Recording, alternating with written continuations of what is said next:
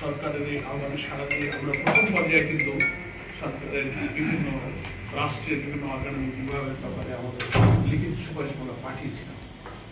এরপরে যখন রাজনৈতিক দলসমূহ এবং স্টেক হোল্ডারদের কাছ থেকে ওনারা মতামত পেলেন, সেই মতামতগুলোকে ওনারা কনসলিডেট করে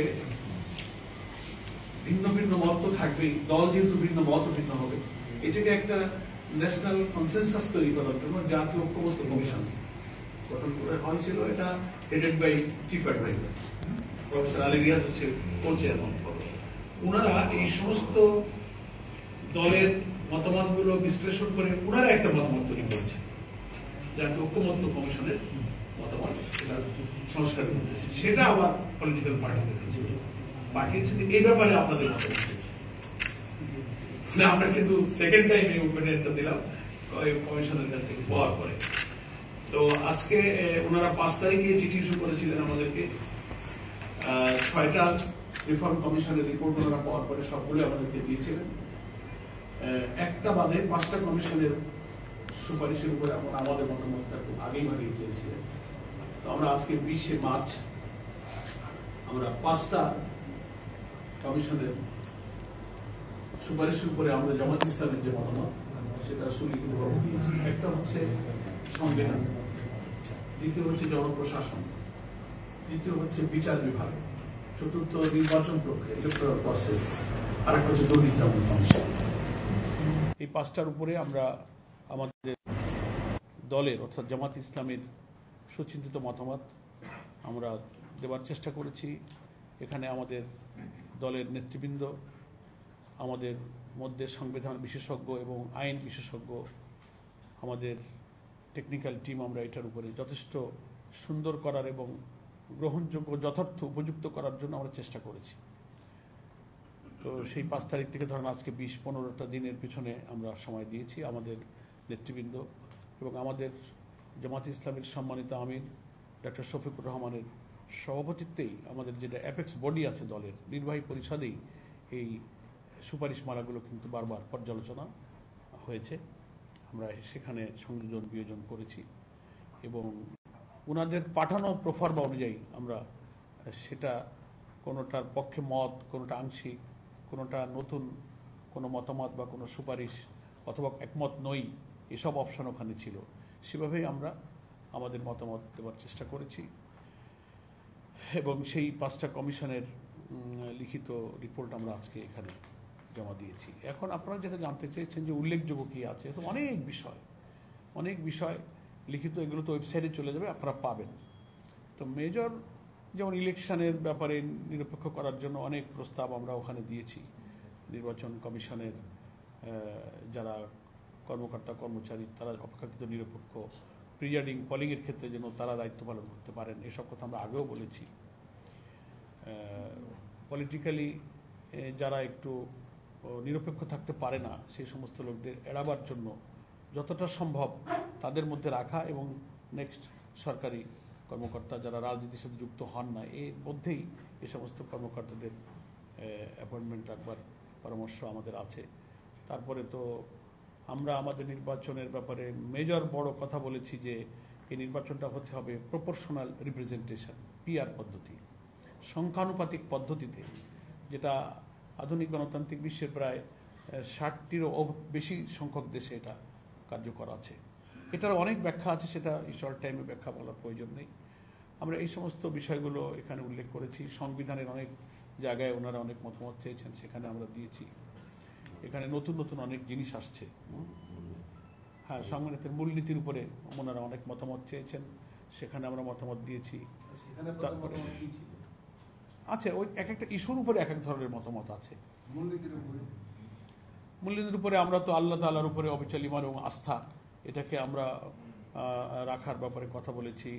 তারপরে ওখানে সংবিধানের মূলনীতিতে আরও যে সমস্ত বিষয়গুলো আছে, গণতন্ত্র, তারপরে অন্যান্য বিষয়গুলোর উপরে আমরা সাম্য, মানবিক মর্যাদা, সামাজিক সুবিচার, এসব প্রসঙ্গগুলো আমরা বহাল রেখেছি।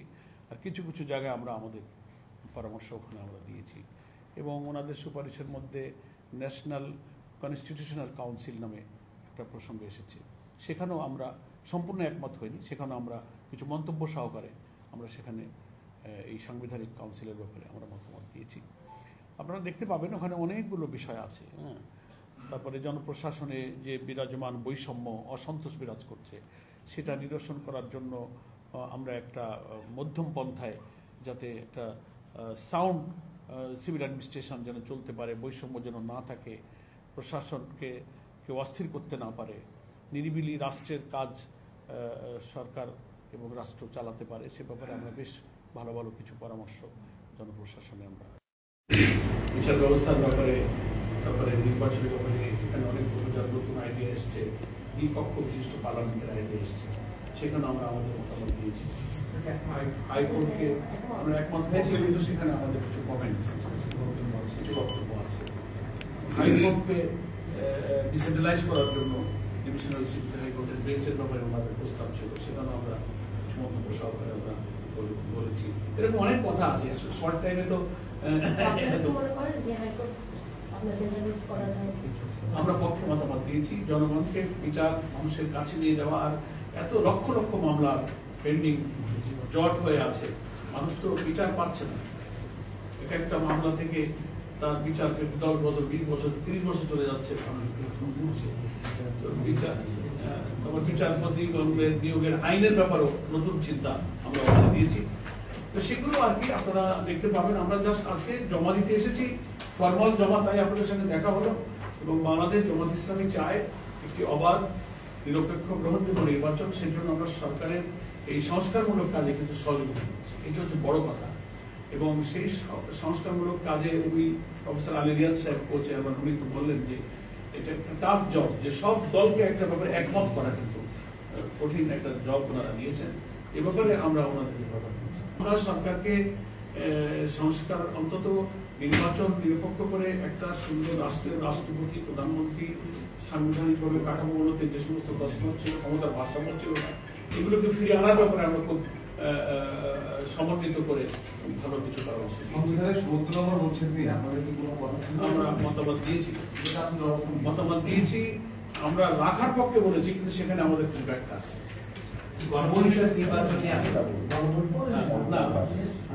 আস্থা ভোট, বাজেট, এই সম্পর্কে আমরা ৭০ ধারা অনুযায়ী পার্লামেন্টের মেম্বাররা ভূমিকা পালন করবেন কিভাবে, সেগুলো ওখানে আমার আলাদা কমনলি ওটাকে আমরা মেনে নিই।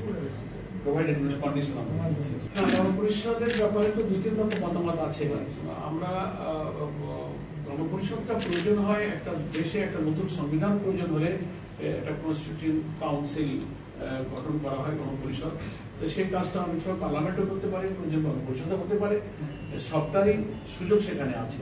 তা আমরা এগুলোকে সম্মিলিত করে আমরা মনে করেছি যে আমাদের তো একটা পার্লামেন্ট এখন বিদ্যমান আছে, এক একটা দল নতুন গঠিত হলে তাদের নতুন কিছু কর্মনীতি, কর্মসূচি, পলিসি থাকতেই পারে, এটা কোনো দোষণীয় বিষয় না। সে ব্যাপারে আমরা আমাদের কিছু মতামত দিয়েছি। গণভোটের ব্যাপারে আমরা আমাদের মতামত দিয়েছি। এইভাবেই আমরা সংস্কার কার্যক্রমটা হওয়া দরকার।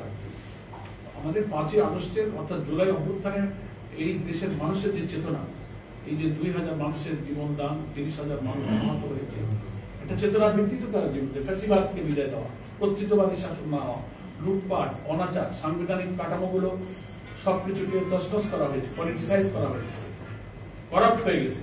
এইগুলোকে সুন্দর করে সাজাবার জন্য আমাদের কিন্তু একটা জাতীয় ঐক্যমত্য আছে, স্বাধীনতা, সার্বভৌমত্ব, আমাদের গণতন্ত্র, আমাদের দুর্নীতি বিরোধী যে দৃষ্টিভঙ্গি, এইসব যে জাতীয় ঐক্যমত্যের কমন ইস্যুগুলোতে আমরা যেন একমত হয়ে যেতে পারি, আমাদের মতামতের মধ্যে সেই চেতনায় ধর্মনিরপেক্ষতার ব্যাপারে তো আমরা মতামত দিয়েছি যে ধর্মনিরপেক্ষতার যে ব্যাখ্যা এবং যে ব্যবহার, এটা আমরা পছন্দ করি না।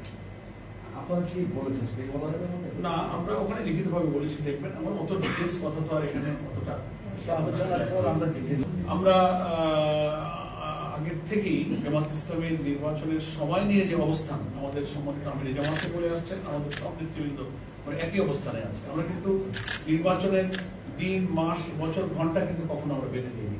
আমাদের কাছে সময়ের চেয়ে মোর ইম্পর্টেন্ট হচ্ছে ইলেকশনটা নিরপেক্ষ। ইলেকশনটা 14, 18, 24-এর মধ্যে ইলেকশন যদি আবার হয়, তো সে 6 মাস, 2 বছর, 5 বছর দেরি করে তো কোনো লাভ নেই। এই জন্য আমরা বলেছি যে 15 বছর একটা অবাধ নিরপেক্ষ নির্বাচনের জন্য যদি আমরা অপেক্ষা করতে পেরে থাকি, তো সেই নির্বাচন সুষ্ঠু নিরপেক্ষ করতে গিয়ে যদি মিনিমাম কিছু সংস্কার করার প্রয়োজন হয়, তার জন্য যৌক্তিক যে সময়টুকু দরকার জামাত ইসলামী সেই সময়টুকু প্রস্তুত। সেটা হতে পারে আমাদের চিফ অ্যাডভাইজার যেমন সরকারের পক্ষ থেকে কয়েক রকম কথা বলেন, কেউ বলছেন ডিসেম্বর, কেউ বলছেন মার্চ, কেউ বলছেন জুন, কেউ বলছেন 18 মাস, যেটাই হোক তাদের টেন্টেটিভ আইডিয়ার মধ্যেও যদি তারা সংস্কারগুলো করে নিরপেক্ষ নির্বাচন করতে পারেন, আমরা তো 3 মাস বেঁধে তাদেরকে কোনো ব্রাইটনেসের মধ্যে রাখি। আমরা চাচ্ছি 2-1 মাস আগে পরের চেয়ে মোর ইম্পর্টেন্ট হচ্ছে ইলেকশনটা নিরপেক্ষ, সেটা করতে যে কাজটুকু সেটা যেন হওয়া চাই, এটার জন্য জামাত ইসলামের মতামত। এই জন্য আমরা কোনো ডেড লাইন আমরা কোনো বলি, ডেড লাইন সরকারকে ঘোষণা করতে হবে। আফটার রিফর্ম নির্বাচনের একটা রোডম্যাপ ঘোষণা করা উচিত সরকার, এটা আমরা